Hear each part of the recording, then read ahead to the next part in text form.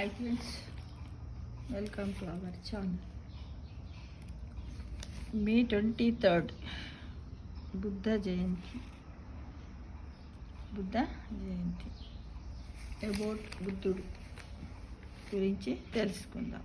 బుద్ధుడి బోధనలు, ఆయన శ్రేయో మార్గదర్శకాలు ఏ విధంగా ఉన్నాయి, ఎలా అనే దాని గురించి మనము తెలుసుకుందాం ఫ్రెండ్స్.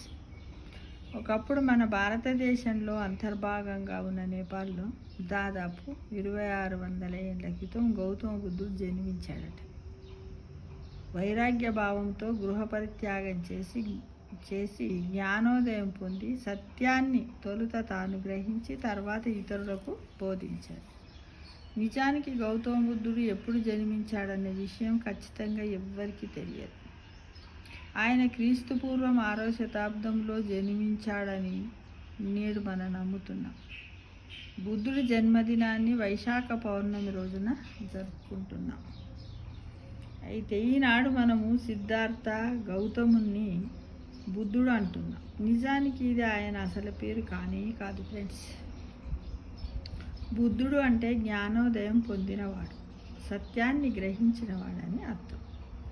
బుద్ధుడు అనే పదము బుద్ధ్ అనే మూల ధాతువు నుంచి ఆవిర్భవించి బౌద్ధ మతము విదేశాలకు చేరుకున్న తర్వాత బుద్ధుడు అనే మాటను అక్కడి వారు తమ స్వదేశీ పద్ధతుల్లో ఉచ్చరించడం ప్రారంభించారు. అయితే చైనీస్ భాషలో బుద్ధుణ్ణి పో అని, జపానీస్ భాషలో బూట్స్ అని, వియత్నామీస్ భాషలో పాత్ అని ఉచ్చరిస్తారు. కంబోడియాలో బుద్ధుణ్ణి ఫ్రెష్ బుద్ధ్ అంటారు. ఇది భార్యాపుత్రులను పరిత్యజించిన బుద్ధుడు సత్యాన్వేషణకు బయలుదేరాడు. దానికి కారణం ఏంటిది అంటే ఆయన చూసిన 4 దృశ్యాలు. ఏం చూశాడు? ఆయన చూసినటువంటి 4 దృశ్యాలు. అవేంటో ఇప్పుడు మనం తెలుసుకుందాం ఫ్రెండ్స్. వృద్ధుణ్ణి, అనారోగ్యంలో ఉన్న వ్యక్తిని, చనిపోయిన వ్యక్తిని, సర్వసంగ పరిత్యాగి అయిన సన్యాసిని చూశాడు. దానితో ఆయన హృదయం చలించింది. ఇది మనకు తెలిసిన సాధారణ విషయమే కదా. అయితే బౌద్ధ ధర్మంలో బుద్ధుడు ఒకడు కాదు. కొన్ని బౌద్ధ గ్రంథాల ప్రకారము పూర్వము బుద్ధులు కూడా ఉన్నారట కొంతమంది. ఆ 4 ఒకే రోజు చూశారు.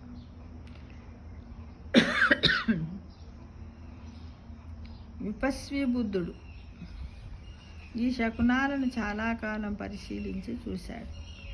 తనకు జ్ఞానోదయం అయ్యాక బ్రహ్మదేవుడి అభ్యర్థన మేరకు తన జ్ఞానధారను ప్రజలకు అందించడానికి పూనుకున్నాడు. ఇలా ఆ బుద్ధుడు తన మొదటి ధర్మ సందేశం ఇవ్వడానికి బోధి వృక్షం దగ్గర నుంచి సారనాథ్లోని ఋషి పట్టణానికి ఆకాశ మార్గంలో ప్రయాణిస్తాడు.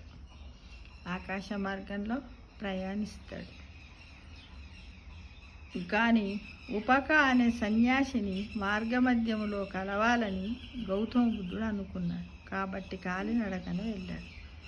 బౌద్ధ ధర్మంలో మనకు తెలియని ఇలాంటి విషయాలు ఎన్నో ఉన్నాయి. బుద్ధుత్వ ప్రాప్తి అంటే బోధిని పొంది బుద్ధుడిగా మారడం. బుద్ధుత్వం అనేది జ్ఞానోదయం ద్వారా లభిస్తుంది. జ్ఞానం వల్ల వ్యక్తి బుద్ధుడు కాగలుగుతాడు. బుద్ధుత్వం ప్రాప్తించిన తర్వాత గౌతమ బుద్ధుడు 45 ఏళ్ల పాటు నిరంతరంగా తన బోధనలు భారతదేశంలోని వివిధ ప్రాంతాల ప్రజలకు అందించాడట ఫ్రెండ్స్. అందించాడట. ఆ బోధనలన్నింటిని బుద్ధుడు పరినిర్వాణం తర్వాత ఆయన శిష్యులు సేకరించారట. అలా సేకరించిన బుద్ధుడి ఉపదేశాలని మనం ఏమంటున్నాం? త్రిపీటకాలు అంటున్నాం. త్రిపీటకాలు అంటే ఏమిటి? త్రిపీటక అనే పదాన్ని పరిశీలిస్తే 3 + పీటక అనే 2 పదాలలో 3 అంటే 3 అని, పీటక అంటే బుట్ట అని అర్థం. దీన్ని బట్టి మన దేశంలోని తాళపత్ర గ్రంథాలతో నిండిన 3 బుట్టలు ఉండేవని తెలుస్తుంది. ఈ పదము కూడా బుద్ధుని కాలములో పుట్టినదే. బుద్ధుని ఉపదేశాలను అక్షరబద్ధం చేసి పెట్టెల్లో పెట్టడము అప్పుడే మొదలై ఉంటుంది. అలా మూడు పీఠకాలతో అంటే బుట్టలో పెట్టడం వలన ఈ గ్రంథాలకు త్రిపీఠకాలు అనే పేరు వచ్చింది అని అంటున్నారు. నిజానికి త్రిపీఠక గ్రంథాలను మొదట రాసింది భారతదేశంలోనే. ఆ తర్వాత వచ్చిన అట్టాకథా గ్రంథాలను కూడా మన ప్రాచీన భారతీయులే మొదట రాశారట. అపూర్వమైన అట్టాకథా గ్రంథ రచయితల్లో అగ్రగణ్యుడైన బుద్ధఘోషుడు మన తెలుగువాడే. అశోకుని కాలానికంటే క్రీస్తుపూర్వం 3వ శతాబ్దంలోనే భారతదేశంలో త్రిపీఠకాలు లిఖిత రూపంలో అందుబాటులో ఉండేవని ఇటీవల పరిశోధనలో మనకు తెలిసింది ఫ్రెండ్స్. ఈ విధంగా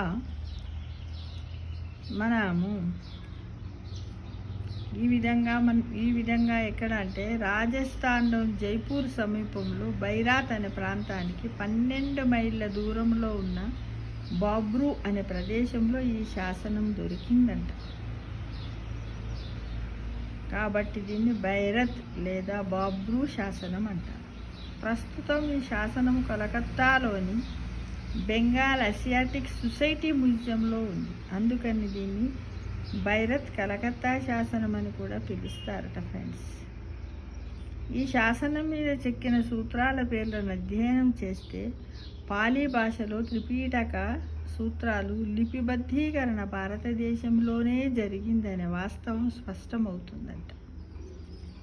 అంటే చూడండి, మన భారతదేశంలో ఎన్నో రకాల విషయాలు జరిగాయి, కానీ అవి మనకు కొంతవరకే తెలుసు. మన దేశం ఎంత గొప్పదో చూడండి. అందుకు మనం అందరం కూడా గర్వించాలి ఫ్రెండ్స్, నిజంగా. అయితే ఇందులో బుద్ధునికి అపూర్వమైన బోధనలు ఈ త్రిపీఠకాలలో పొందుపరిచి ఉన్నాయట. నేటికి అవి ఉపయోగకరమైనవి. బుద్ధుని ఉపదేశాలు ప్రాపంచిక దుఃఖాల వాస్తవిక స్వభావం, దానికి కారణాలు, వాటి నుంచి విముక్తి మార్గము లాంటి అంశాలపై లోతైన అవగాహనను అందిస్తాయి. ఈ ఉపదేశాలు మతపరమైనవి కావు, ఎంతో అర్థవంతమైనవి. నేటి మనిషికి సంతృప్తికరమైన జీవితాన్ని ప్రసాదిస్తాయి. ఆచరణాత్మకమైన మార్గాన్ని అవి అందిస్తాయి. బుద్ధుడు బోధించిన ధ్యాన పద్ధతి ఒత్తిడితో నిండిన నేటి ప్రపంచంలో చాలా విలువైంది. అందుకే కదా మనమందరము మెడిటేషన్ చేస్తూ ఉంటాం కదా ఫ్రెండ్స్. అది మానసిక భావోద్వేగాలను అదుపులోకి తెచ్చి మనిషికి శాంతిని ప్రసాదిస్తుంది. సవాళ్ళను ఎదుర్కోవడానికి, శ్రేయోమార్గము సాధించడానికి సహాయపడుతుంది. అహింస, సత్ప్రవర్తన, కరుణ, దాతృత్వం లాంటి సద్గుణాలను బౌద్ధ ధర్మం ప్రసాదిస్తుంది. ఈనాటి సమాజంలో నెలకొన్న పర్యావరణ సంక్షోభాలు, వ్యక్తుల మధ్య వైరుధ్యాలు లాంటి సమస్యలను బుద్ధుని బోధనలు తొలగిస్తాయి. సామాజిక న్యాయాన్ని ప్రోత్సహించి సమాజ క్షేమానికి దోహదపడతాయి. అపూర్వమైన ఆయన సిద్ధాంతాలను, ఉపదేశాలను సానుకూలంగా అర్థం చేసుకొని మన పూర్వపురుషుడైన బుద్ధ భగవానుడిని ఋషి రుణం మనం తీర్చుకోవాలి. వీటినన్నింటిని మనం ఆచరణలో పెట్టి మనమందరం కూడా సుఖశాంతులతో ఉండాలి. ప్రతి ఇంట్లో కూడా బుద్ధుడి యొక్క ఫోటోను కూడా పెట్టుకుంటే బాగుంటుంది. మన మనస్సు ఎప్పుడైనా అదైనప్పుడు ఆ బుద్ధుడిని మనం ఒక 2 నిమిషాలు 2 సెకండ్లు ఏకాగ్రతతో పరిశీలించినట్టయితే మనలో మానసిక ఒత్తిడి తగ్గి ఆత్మస్థైర్యం పెరుగుతుంది ఫ్రెండ్స్. కాబట్టి ప్రతి ఒక్కరం కూడా బుద్ధుని ఫోటో ఇంట్లో పెట్టుకోవడానికి ప్రయత్నిద్దామా మరి. అలానే ఇప్పుడు మే 23 బుద్ధ జయంతిని జరుపుతున్నారు ఫ్రెండ్స్. ఇదందరికీ కూడా పేరు పేరున బుద్ధ జయంతి శుభాకాంక్షలు తెలియజేస్తున్నాను ఫ్రెండ్స్. అందరూ కూడా సాధ్యమైనంత వరకు ఈ త్రిపీఠకాలను చదవడానికి, తెలుసుకోవడానికి ప్రయత్నించండి. బుద్ధుని గురించి ఎక్కడ ఏ విషయం మనకు దొరికినా దాన్ని వీడియో రూపంలో పెట్టాలని ఆశిస్తూ థ్యాంక్ యూ ఫర్ వాచింగ్.